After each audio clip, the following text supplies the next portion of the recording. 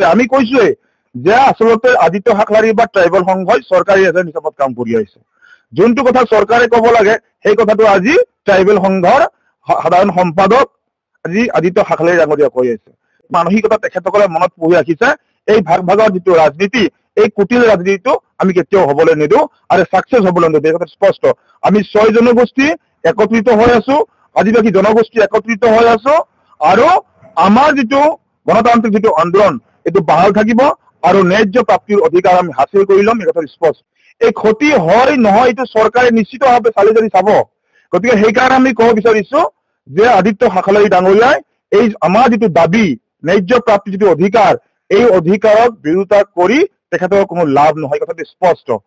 আমাৰ প্ৰাণ যাব, তেজ যাব, কিন্তু 2026-ৰ অসম বিধানসভা নিৰ্বাচনৰ আগতে কিন্তু আদিবাসীসকলক জনজাতিকৰণৰ মৰ্যাদা দিব লাগিব, 6 জনগোষ্ঠীক জনজাতিকৰণৰ মৰ্যাদা দিব লাগিব। অন্যথায় বিজেপি চৰকাৰক আমি উলিয়াই পোখালি উভালিম। এই কথাটো স্পষ্ট। কিয়নো আজি এই বিজেপি চৰকাৰে কেৱল মাত্ৰ আদিবাসী জনগোষ্ঠীৰ লগতে 6 জনগোষ্ঠীক কেৱল মাত্ৰ ভোট বেংক হিচাপে ব্যৱহাৰ কৰি আহিছে। কিন্তু প্ৰতিশ্ৰুতিৰ ওপৰত প্ৰতিশ্ৰুতি দি আহিছে, কিন্তু প্ৰতিশ্ৰুতি তেখেতসকলে কিন্তু আজি তাৰিখলৈকে তেখেতসকলে আখৰে আখৰে পালন কৰা নাই। কেৱল মাত্ৰ প্ৰতিশ্ৰুতি ফুটুকাৰ ফেনলৈ পৰিণত হৈছে। সেইকাৰণে আমি আদিত্য হাকলাৰী ডাঙৰীয়াক আমি সকীয়াই দিব বিচাৰিছো যে আমাৰ আন্দোলনক তেখেতসকলে হেঙাৰ হৈ থিয় দিব নালাগে। কাৰণ আমাৰ যিটো জন্মস্বত্ব অধিকাৰ, আমাৰ যিটো গণতান্ত্ৰিক যিটো সংগ্ৰাম, এই সংগ্ৰাম অব্যাহত থাকিব। আমি চৰকাৰৰ পৰা বিচাৰিছো আৰু ভাৰতৰ যিটো সংবিধান অনুসৰি যিটো আমি পাব লাগে সেইটোহে বিচাৰিছো। আমাৰ যিটো প্ৰাপ্য যিটো অধিকাৰ, এই অধিকাৰটো আমি পাবৰ কাৰণে আজি আমি বিভিন্ন আন্দোলনৰ কাৰ্যসূচীবিলাক আজি আমি ৰূপায়ণ কৰি আহিছো। নহয় চাওক, যেতিয়াই 6 জনগোষ্ঠীৰ লগতে আদিবাসী ছাত্ৰ সন্থাই জনজাতিকৰণৰ মৰ্যাদাৰ কাৰণে যেতিয়া আন্দোলন তীব্ৰতৰ কৰি তোলে, তেতিয়াই আমি দেখিবলৈ পাওঁ যে ট্ৰাইবেল সংঘৰ সম্পাদক আদিত্য হাকলাৰী ডাঙৰীয়াই তেওঁ বিৰোধ মন্তব্য আগবঢ়াই আহিছে আৰু তেওঁ বিৰুদ্ধাচৰণ কৰি আহিছে, বিৰোধিতা কৰি আহিছে। কাৰণ আজি 6 জনগোষ্ঠীৰ লগতে আদিবাসী ছাত্ৰ সন্থাই আজি দীৰ্ঘদিন ধৰি আমি আন্দোলন কৰি আহিছো আৰু জনজাতিকৰণৰ মৰ্যাদাটো আচলতে আমাৰ ন্যায্য প্ৰাপ্তিৰ অধিকাৰ আৰু এই অধিকাৰটো আমাৰ ন্যায্য দাবী।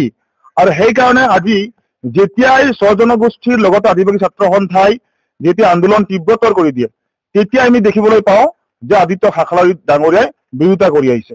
কাৰণ তেখেতসকলে ক'ব খোজে যে এডজাষ্টিং যিবিলাক ট্ৰাইবেল আছে, এই ট্ৰাইবেল বিলাকৰ হয়তো ক্ষতি হ'ব 6 জনগোষ্ঠীয়ে জনজাতিকৰণৰ মৰ্যাদা পালে। আৰু আমি আদিত্য হাকলাৰী ডাঙৰীয়াক আমি ক'ব বিচাৰিছো তেওঁ আচলতে চৰকাৰৰ এজেণ্ট হিচাপে তেওঁ কিছুমান বক্তব্যবিলাক দাঙি ধৰি আহিছে।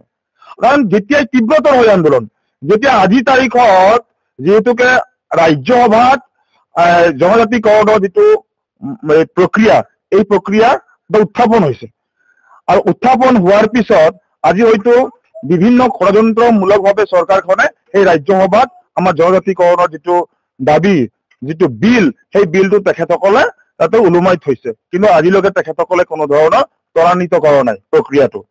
আৰু আদিবাসী ছাত্ৰ সন্থাই আন্দোলন কৰাৰ একমাত্ৰ কাৰণটো হৈছে আদিবাসীসকলে এইখন অসমত মানুহ হিচাপে জীয়াই থাকিবৰ কাৰণে, মানুহ হিচাপে কি ধৰণে আমি জীয়াই থাকিব লাগে বা নিজৰ পৰিচয়টো বাহাল ৰাখিবৰ কাৰণে আজি আদিবাসী ছাত্ৰ সন্থাই বা অসম চাহ জনজাতি ছাত্ৰ সন্থাই বা কোচ ৰাজবংশী ছাত্ৰ সন্থাই হওক, এই 6টাকৈ জনগোষ্ঠীয়ে আজি আন্দোলন যে কৰি আহিছে নিজৰ যিটো সাংবিধানিক অধিকাৰ পাবৰ কাৰণে।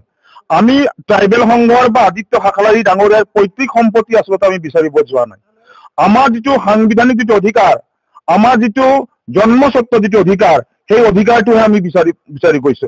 ইয়াত ট্ৰাইবেল সংঘৰ আদিত্য হাকলাৰী ডাঙৰীয়াই ইয়াত বিৰুদ্ধাচৰণ কৰিলেও কিন্তু আমাৰ যিটো চৰকাৰৰ ফালৰ পৰা যিখিনি পাবলগীয়া আছে, এইটো আমি ন্যায্য প্ৰাপ্তিৰ অধিকাৰ আমি হাসিল কৰিয়ে এৰিম। কাৰণ ইয়াত যিটো তেখেতসকলে কেৱল মাত্ৰ এই 6টা জনগোষ্ঠীক বিৰুদ্ধাচৰণ কৰি আহিছে, আচলতে ট্ৰাইবেল সংঘই আচলতে এই বিজেপি চৰকাৰৰ এজেণ্ট হিচাপত তেখেতসকলে কাম কৰি আহিছে।